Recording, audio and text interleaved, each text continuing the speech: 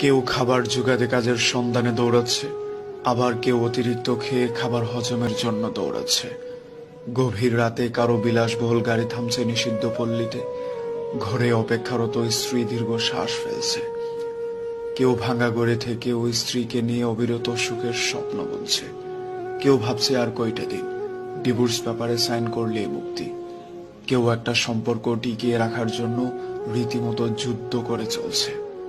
কেউ সন্তান ডাস্টবিনে ফেলে দিয়ে দায় মুক্ত হতে চাইছে, কেউ একটা সন্তানের জন্য সারা জীবন হাহাকার করে যাচ্ছে।